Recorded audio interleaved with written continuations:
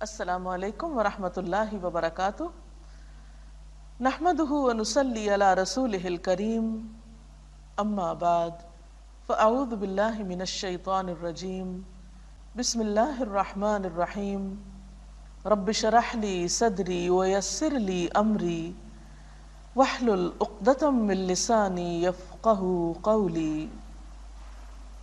ناظرین، ہماری آج کی گفتگو کا موضوع ہے رزق حلال بابرکت ہے۔ اللہ تعالیٰ نے انسان کی تخلیق کی، اور انسان کی تخلیق سے پہلے اس زمین و آسمان کی تخلیق کی گئی، اور اس زمین و آسمان میں انسان کے رزق کے خزانے رکھ دیے گئے۔ پھر انسان کو عقل اور شعور دے کر بھیجا گیا، اس کو سمجھ بوجھ عطا کی گئی، اسے کام کرنے کی طاقت، ہمت، صلاحیت عطا کی گئی، اور اس سے چاہا یہ گیا کہ وہ اپنی ان صلاحیتوں کو استعمال کرتے ہوئے اس زمین پر اپنی ضروریات کا سامان فراہم کرے۔ چونکہ انسان تنہا اس زمین پر نہیں رہ سکتا، کوئی بھی معاشرہ کسی تنہا انسان پر مبنی نہیں ہوتا، اس میں بہت سے لوگ مل جل کر رہتے ہیں۔ اسی لیے اللہ سبحانہ و تعالیٰ نے پیغمبروں کو بھی بھیجا اور انسان کو زندگی گزارنے کے طریقے سکھائے۔ ان طریقوں میں اہم ترین چیز ایک تو اللہ تعالیٰ کی عبادت تھی، اور دوسری طرف بندوں کے حقوق تھے۔ انسان کی اپنی ذات کا حق بھی رکھا گیا، اور اس کے ساتھ ساتھ دوسرے بندوں کے حقوق بھی اسے سکھائے گئے۔ ان حقوق کی ادائیگی جب تک انسان درست طریقے پر نہیں کرتا، انسان اس دنیا میں بھی پرسکون زندگی بسر نہیں کر سکتا، اور اپنی آخرت کو بھی نقصان پہنچا سکتا ہے۔ انہی چیزوں میں سے ایک چیز رزق ہے، مال کا کمانا ہے۔ مال کا کمانا اور خرچ کرنا ایک ایسی چیز ہے جس پر ہمارے دین نے تفصیل کے ساتھ انسان کی رہنمائی کی ہے، بلکہ مال کے بارے میں سوال ان اہم ترین سوالوں میں سے ہے جس سے ہر انسان کو قیامت کے دن واسطہ پیش آنے والا ہے۔ حدیث پاک میں آتا ہے، ما تزال قدم عبد یوم القیامت حتی یسأل عن اربع، عن عمره فیما افناه، وعن شبابه فیما ابلاه، وعن ماله من این اکتسبه، وفیما انفقه، وعن علمه ماذا عمل فیہ، رواہ الترمذی۔ قیامت کے دن بندے کے قدم ہٹ نہیں سکتے جب تک چار چیزوں کے متعلق پوچھ گچھ نہ ہو جائے۔ نمبر 1، عمر کہاں گنوائی؟ نمبر 2، جوانی کہاں برباد کی؟ نمبر 3، مال کہاں سے کمایا اور کہاں خرچ کیا؟ نمبر 4، جو علم سیکھا تھا اس پر کتنا عمل کیا؟ تو گویا مال کے بارے میں اہم سوال یہ ہے کہ مال آیا کہاں سے؟ کیا حلال اور جائز طریقے سے حاصل کیا گیا یا ناجائز طریقے سے؟ اور پھر حاصل کرنے کے بعد اسے کہاں کہاں خرچ کیا گیا؟ تو اس سلسلے میں ہم دیکھتے ہیں کہ قرآن پاک میں اللہ سبحانہ وتعالی خاص طور پر تاکید فرماتے ہیں، یا ایھا الناس، اے لوگو، کلوا مما فی الارض حلالا طیبا، زمین میں جو حلال اور پاک چیزیں ہیں انہیں کھاؤ۔ گویا یہ مطالبہ تمام انسانیت سے ہے۔ اسی طرح ایک اور جگہ پر اہل ایمان کو خطاب فرمایا، یا ایھا الذین آمنوا، اے لوگو جو ایمان لائے ہو، کلوا من طیبات ما رزقناکم واشکروا للہ ان کنتم ایاہ تعبدون۔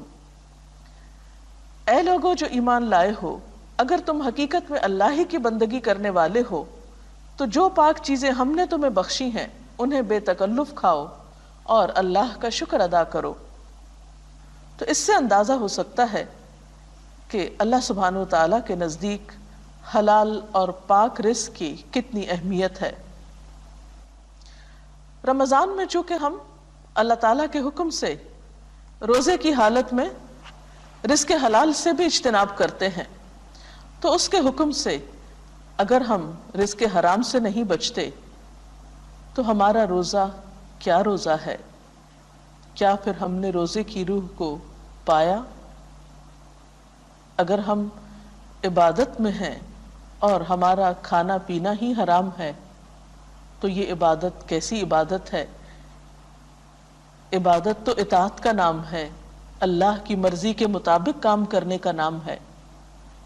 اسی لیے ہم دیکھتے ہیں کہ رمضان المبارک کے بارے میں، روزے کی فرضیت کے بارے میں جب آیات آتی ہیں قرآن پاک میں، تو اس کے اختتام پر یہ آیت آتی ہے وَلَا تَأْكُلُوا أَمْوَالَكُمْ بَيْنَكُمْ بِالْبَاطِلِ وَتُدْلُوا بِهَا إِلَى الْحُكَّامِ لِتَأْكُلُوا فَرِيقًا مِّنْ أَمْوَالِ النَّاسِ بِالْإِثْمِ وَأَنْتُمْ تَعْلَمُونَ۔ اور تم لوگ نہ تو آپس میں ایک دوسرے کے مال ناروا یا باطل طریقے سے کھاؤ، اور نہ حاکموں کے آگے ان کو اس غرض سے لے جاؤ کہ تمہیں دوسروں کے مال کا کوئی حصہ ظالمانہ طریقے سے کھانے کا موقع مل جائے۔ تو اس سے پتہ چلتا ہے کہ روزے کا حکم دینے کے بعد، روزے کے احکامات اور آداب بتانے کے بعد، فوری طور پر جس چیز کی طرف توجہ دلائی گئی وہ رزق حلال ہے اور حرام سے بچنے کی تاکید کی گئی۔ اب سوال یہ پیدا ہوتا ہے کہ رزق حلال کے لیے انسان کیا کرے؟ سب سے پہلی بات تو یہ ہے کہ انسان اس کے لیے نیت اور ارادہ کرے کہ مجھے ہر حال میں حلال ہی کمانا ہے، حلال ہی کی طرف جانا ہے، کیونکہ یہ میری عبادات کا ایک حصہ ہے، یہ میرے فرائض میں سے ایک فرض ہے۔ دوسری بات یہ کہ پھر اس کے لیے کوشش بھی کی جائے، کیونکہ کوئی بھی کام محض تمناؤں اور آرزوؤں اور اچھے خیالات سے نہیں ہوا کرتا، اس کے لیے انسان کو سنجیدگی سے کوشش کرنا پڑتی ہے۔ پھر اسی طرح اگر رزق حلال کے آنے میں کچھ تاخیر ہو جائے تو بھی انسان کو صبر اور قناعت سے کام لینا چاہیے، اور اس بات کا یقین رکھنا چاہیے کہ اللہ تعالیٰ جس انسان کو بھی پیدا کرتے ہیں پھر اس کے لیے روزی کا بندوبست کرنے والے بھی وہی ہیں۔ سورۃ ہود میں اللہ تعالیٰ فرماتے ہیں وَمَا مِن دَابَّةٍ فِي الْأَرْضِ إِلَّا عَلَى اللَّهِ رِزْقُهَا، زمین میں چلنے پھرنے والے ہر جاندار کی روزی اللہ ہی کے ذمے ہے۔ اس لیے یہ نہیں ہو سکتا کہ آپ کے لیے ہر دروازہ بند ہو، اگر ایک بند ہے دوسرا بند ہے تو تیسرا ضرور کھلا ملے گا، لیکن کوشش شرط ہے۔ انسان اگر کوشش کرتا ہے اور جلد بازی میں حرام کی طرف لپک جاتا ہے تو یہ اس کے لیے سخت نقصان دہ ہے۔ اللہ تعالیٰ جس کی صفت الرزاق ہے، قرآن پاک میں بھی فرمایا ان اللہ هو الرزاق ذو القوة المتین، بے شک اللہ تعالیٰ ہی سب کو روزی دینے والا اور مضبوط طاقت والا ہے۔ اس لیے اس طاقت والی ہستی پر بھروسہ کرنا اور اعتماد کرنا نہایت ضروری ہے، اور اس معاملے میں بے صبرا پن اور تھوڑ دلی انسان کو کچھ فائدہ نہیں دیتی۔ انسان کوشش کرتا رہے اور آگے بڑھتا رہے اور اللہ تعالیٰ سے دعا کرتا رہے تو اللہ تعالیٰ اس کے لیے ضرور وسعت پیدا فرما دیں گے۔ نبی صلی اللہ علیہ وسلم نے فرمایا اگر تم اللہ پر اس طرح اعتماد کر لو جیسا کہ اعتماد کرنے کا حق ہے، ایسا توکل کرو جیسے توکل کیا جاتا ہے، تو وہ تمہیں اس طرح رزق دے گا جیسا کہ پرندوں کو دیتا ہے کہ صبح کے وقت وہ خالی پیٹ گھر سے نکلتے ہیں اور شام کو پیٹ بھرے واپس آتے ہیں۔ انسان اپنی صلاحیت کے مطابق، اپنے حالات کے مطابق، وسائل کے مطابق مختلف چیزوں میں کوشش کر سکتا ہے۔ اسلام کے نزدیک مال کمانے کا بہترین ذریعہ تجارت ہے، اس کے علاوہ زراعت، صنعت و حرفت، اپنے ہاتھ سے کام کرنا۔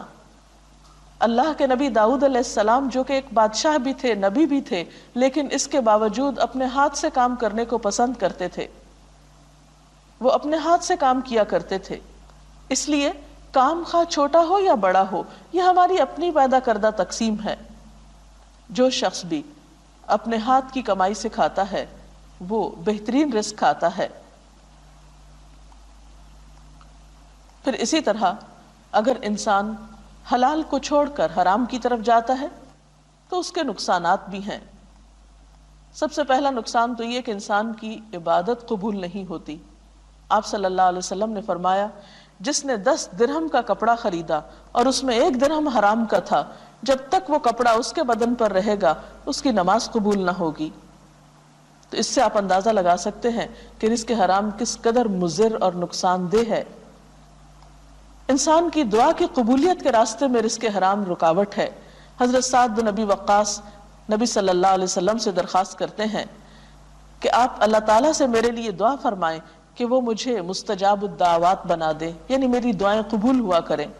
آپ نے فرمایا اے سعد، حلال کی کمائی کھاؤ، تم مستجاب الدعوات ہو جاؤ گے، یعنی تمہاری دعائیں قبول ہوا کریں گی۔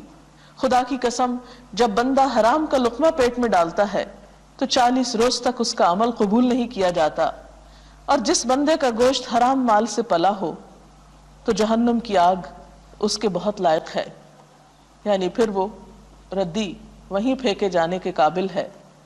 پھر اسی طرح حرام میں سے صدقہ قبول نہیں ہوتا۔ آپ صلی اللہ علیہ وسلم نے فرمایا بغیر پاکیزگی کے نماز قبول نہیں ہوتی اور حرام مال سے صدقہ بھی قبول نہیں ہوتا۔ اسی طرح آپ صلی اللہ علیہ وسلم نے فرمایا وہ جسم جنت میں داخل نہ ہوگا جس کی پرورش حرام مال سے ہوئی ہو۔ حرام میں کیا کیا چیزیں شامل ہیں؟ حرام میں بہت سی چیزیں شامل ہیں، لیکن اگر کوئی بھی کام انسان کرتا ہے اور اس کا حق ادا نہیں کرتا، مثلا کہیں پر کوئی جاب کرتا ہے، سروس کرتا ہے، اپنے اوقات پورے نہیں کرتا، دل لگا کے کام نہیں کرتا، اپنی ذمہ داری کو نہیں نبھاتا، تو یہ تمام طرح کی خیانتیں اس کمائی کو مشکوک بنا دیتی ہیں۔ کسی کے بھی سپرد جو بھی ڈیوٹی ہو، جو کسی چیز کا معاوضہ لے رہا ہو، اس کے بدلے میں اسے اس کا حق ادا کرنا ضروری ہے۔ پھر اسی طرح کچھ اور ذرائع آمدنی ناپسندیدہ ہیں اور حرام میں شامل ہیں، مثلا رشوت کا لین دین، سود کا لین دین، چوری سے حاصل کردہ مال، غصب، ڈاکہ، جھوٹی گواہی دے کر مال حاصل کرنا، خیانت کرنا یعنی کسی کی امانت میں سے کچھ نکال لینا، ناپ تول میں کمی کرنا، مال یتیم میں حق تلفی یعنی یتیم کمزور بچوں کا مال دبا جانا، ان کی زمینوں پر ناجائز قبضہ کر لینا۔